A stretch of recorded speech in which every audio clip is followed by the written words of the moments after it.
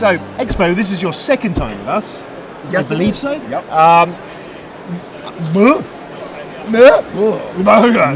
Big. So, what do you think? How's it doing for you? Wow. Yeah. Cool. It's yeah, you're right. Last year was my first year, and I fell in love with the show because it's Tom actually said I'm going to steal him verbatim. It hits a sweet spot of it's large enough to feel like adult and professional, but it's still intimate. I still like. I've seen you like 3 times. I know, we keep bumping into each other. And it's, I don't feel like I'm always in a rush, right? I'm always on to the next thing. Yeah. I can actually stop and talk to people. And my favorite part of the convention is interacting with fans. Yeah. And I like Which I've seen you doing a lot. I love it. I like doing it. But I was a fan. I still am a fan. And I like spending time with people that create stuff that I like, right? Yeah. And if I can get a signature or whatever, so I make sure to always be able to do that. But I also want to have more than a 2-second conversation, right? Like, there you go, next. Hey, bye. Like, tell me about your favorite game. Tell me about your, the coolest thing that you did. Where are you from? Hey, can I have some of that chocolate? Like that kind of thing. Yeah, cool. Oh, that's cool. Blood Rage. Just gonna throw out there. That was kind of cool. It happened. It kind of happened. It did. And a few people went, "What was that?" And then they were like, "Oh, it's Blood Rage." That was kind of cool. I'm really, really proud of it. I'm still a little, knackered. Knackered. Tad and knackered from the old Blood Rage. Yeah, no, that's probably it. I don't know. I'm just insert something clever and British here. Yes, I am that. You are that about Blood Rage, and then the others, which is on the way. Yeah, which is kind of cool as well. I have no idea what's going to happen. No, because that's still on the way. That's on the boat, isn't it? The others is so. I need to preface this. I'm super proud of the others. Yes. It's not Blood Rage. It's totally different. It's a bony game, but it's not Blood Rage. No. It's not at all. It's its own thing. It's a very, very different experience. Yes. Blood Rage is a strategy. It's a bit of a beard stroking Viking It is. It's kind of like Eurotrash. But Eurotrash is my favorite term. It is that. Blood Rage is all American all the time. It is a thematic, immersive, horrific experience. There's dice. There's insta-death. There's like absolute horror throughout the whole thing. And it's story-based. It is entirely the players play. It's all telling that story. So almost going back to the RPG sort of. A little bit, yeah. I mean, it harkens back to my background, and like I started with D&D, right? D&D second edition. Didn't we all? Second edition, 1998, not first. I started with Spelljammer. Nice. So I have a really weird background. I didn't all the stuff you guys do about D&D. I just thought they were different planets. Yeah, what's this? But I played tons of RPGs in the past, and like everybody else, I'm either too lazy, or I'm lazy, but I'm too lazy, or I just don't have enough time to get in there. So I want to take the atmosphere and a little bit of the legacy of that experience and put it into a box. Now, all of that is kind of cool, and I was going to say Arcadia Pets, which is very cool, and which I like. Button. I'm so happy for that. But Godfather, you got me at Godfather, because if there's one movie. Godfather had me at Godfather. So damn, sir. It was funny story. I meet with Cool Mini very often, and we always have our producers meetings, blah blah blah. And I was at the office working on another game. Yep. And I think it was the others actually. Yeah, cool. And I was working on tons of different stuff. And my producer David came into the office, and I had a look on his face. I'm like, no more games. No, we're doing this. We're done. He's like, okay. And he goes, okay, look, I got the Godfather license, and I was wondering which designer you recommend I work on it. I'm like, beep, like, you son of a bitch. I am working. I was like, obviously, I'm working on this game, right? And I actually asked for a co-designer because of my workload at the time. Yep. But then they said that we're going to give you a little extra time, and 24 hours later, I had a really good idea of what I wanted to do with the game. Cool. It's based on Godfather 1 only, which is my favorite movie. The best. I mean, number 2's damn good, but one is great. It's great, but it's we won't mention 3. Number 1 is it is just the movie, and so and I like 24 hours later, I knew what I was going to do with that game, and it hasn't morphed significantly. I've just been obviously iterating playtesting for like 9 months or so. It's now in development.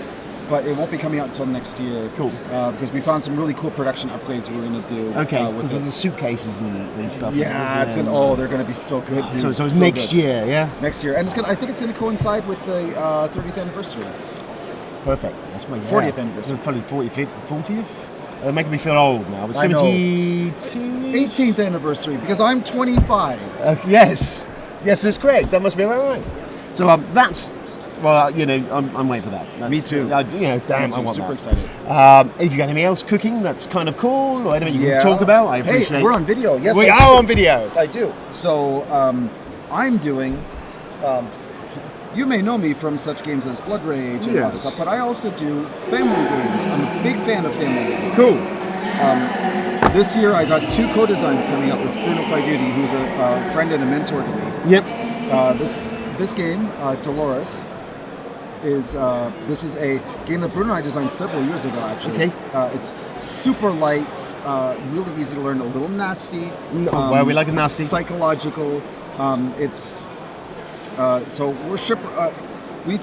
we're pirates. We just finished wrecking a ship, and we found a whole bunch of goods, and we're going to argue about how we're going to divide them. Is this Vincent? Vincent Dutrait. Yeah, he's one of my... Vincent Dutrait. Vincent Dutrait, and he is just my favourite artist. So you've got me now. Amazing. He's ridiculous. Yes, he is fantastic. I don't know. Yeah, you might get some. So of this. This is a prototype, not even final art. So I'm sorry, this is final art. It's kind of cool. It's not final production. It is final art. But with the gloss and stuff, it's going to look better. The color correction. Yeah, cool. So this game is super simple. Like I could teach it. In fact, I'm going to teach it to you right now. Teach it to me now. So move this out of the way. There's a bunch of loot here. Okay. This is washed up on the shore, is it? Well, we broke a ship and took it out. Okay. So there's a bunch of different loot, and the object of the game, of course, is to have the highest score. Yep. 2 to 4 players. At the end of the game, you score for the loot that you have the highest score in. Cool. Combined, and the loot that you have the lowest score in. Okay. Everything else is worth 0. Right. So what happens is on your turn, we break open a treasure chest, and between 2 players, we open up 2 treasures in front of you and 2 treasures in front of me. Excellent. And now both of us are we can argue as much as we want, we can make a deal. Okay. Everybody else can have an opinion. Yep. And then we are going to secretly, simultaneously, decide how we're going to split the loot. Right. 3 options. We're going to go 1, 2, 3, pick. You're either going to go peace, which goes like, I'm okay with the 2 in front of me, exactly that. Yep. If you agree with peace, we shake hands and we go our separate ways. It's beautiful, right? And then or we can go greed. I want all the loot. Okay. Which may not always be the best option because might screw up your score, right? Or third option, you can go, I want one thing, but I pick first. I get first dibs. This goes before greed. Greed goes before peace. So if you pick greed, I pick peace. You get everything. Cool. However, if we both pick greed, we spent too long arguing. It's back to the ocean. If we both pick first place, they all go back into the ocean. Oh, okay, I like that. So if I pick first and you pick peace, then I'll take 1 and you get whatever's left in front of you, etc., etc. Okay, that's it. That's really simple. cool. But as your score grows, your decisions get more complex. The pressure to do the right thing gets, and of course, this is based off of the Prisoner's Dilemma from game theory. I was going to say there was a TV show in the UK that people will know about called Golden Balls. Yeah. Which came down to the final part of the show was all the money the contestants had won. Yeah. That was dished up in the middle of them, and then they had that exact conundrum to part. Would they split it? Would someone take it? Exactly. It was a blind thing, and then you have the drama of someone stealing everyone's money. It's online. a classic dilemma that I haven't seen that often this pure in games. And Bruno and I just worked on it together after bad Chinese food and a bunch of wine. It was cool. I'm really proud of this game. It's published by Louis Mem, the same guys who did Werewolf and Mafia de Cuba. Cool. They did a really good job on the artwork. I think it's going to be beautiful. It's going to be great. So when are we expecting this? Gen Con. It is Gen Con. Yes, I can actually say Gen Con. You heard it here first. Gen Con. Excellent. More you know. Wow. Dolores coming out of Gen Con. I will be at Gen Con demoing it. It's awesome stuff. I'm sold. The next one, I'm going to have to be a little cheeky with this one, unfortunately, because I have to be careful with the artwork. So, this is a game from Repos, Repos Production, also by Bruno and myself. This is the second game we designed. You've always been very busy. It is called, so again, we designed this game a while ago. It's just European publishers really take their time, and they they make fit it in lunch perfect, and right? stuff, haven't they? So. I mean, I love these. I mean, they really take their time. They just make everything absolutely perfect, and they're tough. Like they fight you on everything, which is I love that in a publisher. Hey, that means they care. They care. They don't let you get away with anything, and I love the process. I love that particular. Yeah. So the game's called Secrets. Secrets. There's art on it and stuff. This is not the final box cover. They don't want me to show up the final box cover, but. It is it's in a masquerade box. That's the prototype. Yes. This is obviously not final production quality. This is a hidden teams game, which there were 2 teams. This is obviously not final components. No. The Americans and the KGB. Cool. It's 4 to 8 players. You can play either the Americans or you can play as the KGB. You're going to get one of these secretly. Yep. I dropped it. Secretly at the beginning of the game. You'll So look I'll at- secretly. you'll look at your token, Okay. you'll be, Oh, I am that. Yep. and then you never look at it again. Right, Because God. Bruno. And Yes. a bunch of us will be there, and there will be one in the center. Yep. There's also a third side, which are the hippies. The hippies, they don't like any of the spice. Those goddamn hippies. They work by themselves. And Cool. Now, the goal of the game is for you. We're going to be trading off secret agent characters across each other, which are going to score points and give us special abilities. You want the most points collectively for you, combined for you and everybody on your team. Okay. Find everybody else who's on your team. Well, I've got to deduct to my Make team. sure your score is the highest, but make sure that the hippies do not have the single lowest score because they want nothing to do with this. If they have the lowest score, they win automatically. Right. So, I will teach you the game also, 3-minute teach. Fantastic. On your turn, you will go, you'll shuffle this deck of agents. You'll draw 2 agents, again, not final art. Yep. These 2 agents are going to have a score and they're going to have a power. And then, if everybody sees what the 2 choices are, you're going to secretly offer one of these to another player. Okay. That player is then going to decide whether, any other player, that player's going to decide whether, you can sell it any way you want, but the player's going to decide whether, based on your pitch, whether they're going to score it, or whether they're going to refuse it, and then you have to score it. And whoever scores it, they put it in front of them, they take their power, they get those points. Game ends as soon as one player has five cards in front of them, and then you reveal your teams. Okay. Now, of course, the heart of the game is in all these things, right? Yes. You have like awesome stuff like journalist who makes your entire score negative unless you get a second journalist. The psychiatrist who, if whoever gets them, gets to switch 2 players' tokens. Nice. Right? Remember, you don't get to look at your token So, afterwards. yeah, that starts Right? moving around. So. Right? There's the stuff like the spy who lets you look at a token. You also look at your neighbor's token at the beginning of the game. Right? There's the I didn't shuffle this very well. Like there's stuff like politician. If you claim it, you have to give it away to somebody else. So it's just a game. It's a spy game, right? Yep. You're trying to figure out who's on your team, who's switching sides, and make sure that your team wins. And make sure you also know what team you're on at the end of it. Yes. It's a delightful little game. That's A little bit. It's a very classic Bruno game. I was channeling my inner Bruno, and Bruno is just Bruno. Yeah. But it's a little more structured, and a little bit less chaotic than some of these games. Right? You can really, if you trace the flow of information, There's something you can follow. With some of the owners, you get the. I'm trying to think of the ones in the castles. Some of the others, stuff gets hidden under tables and desks, Right. and you just have no chance of tracking it. right? But yeah, cool. Fantastic. Well, wow. So you've got a full plate on, really, haven't you? I got 2 of these games coming out next year. Unfortunately, I have 2 games I don't have prototypes to talk about, but 2 games coming out at Gen Con are Bloodborne, the card game. Which I'm quite excited at because I love the video game. Me too. It has no minis in it. It's a card game. It's completely cards. We made this game to bridge. It's going to be a good 30 minutes. It's meaty, but meaty and really tough to play. Yeah. But it's a card game. It's going to be for 3 to 5 players. I can't wait for it. We've done tons of videos about it. I've been watching lots it. I'm cool. I mean, your name's attached. I'm in. So.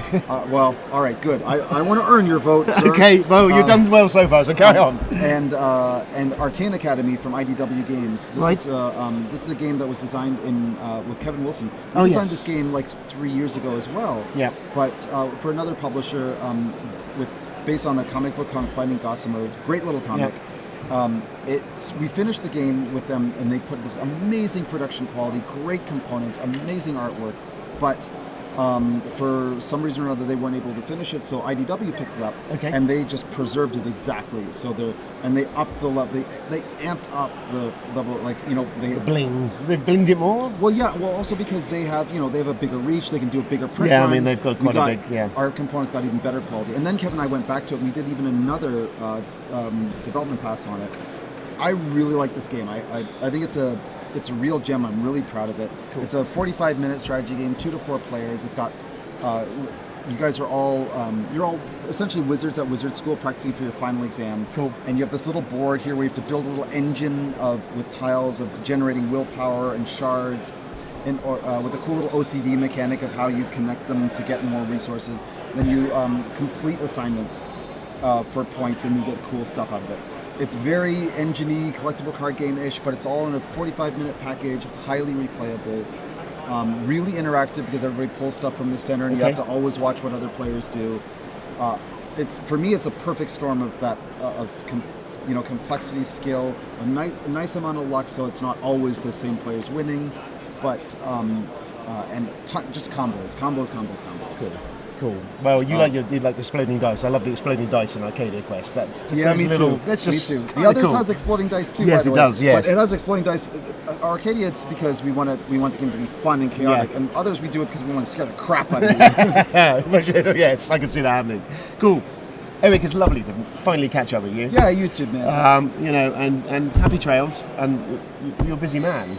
Cheerio, toodaloo. Toot pip, old chap. See you on the lift on the way to my flat. Chimney. Crikey, old chap now. Well, cool. Eric, thank you. I won't keep any longer. There's chocolate to be eaten. There is. Chocolate to be eaten. A pint to be had. A pint of the old mead. And Indian food. Yes. Have you had much of the curriage? Not yet at all. Oh, come on, sir. I'm there. I'm in there. Yeah. What's your favourite? If you had, curry or deaf, what would it be? Oh my God, curry or deaf. You're like Eddie Izzard. I'll take the cake, please. No, okay. I will have or deaf. Well, okay, Fine, maybe Vindaloo, a mild maiming. What about that then? Vindaloo. Yeah. So. Vindaloo with saffron, but with saffron rice biryani. Naan bread. Of course, garlic naan. Nice. Always. I'm quite partial to peshwari.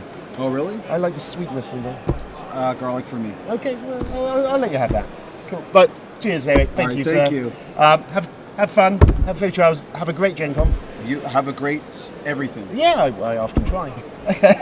Cool. Thank you, mate. Cheers. Cheers, sir.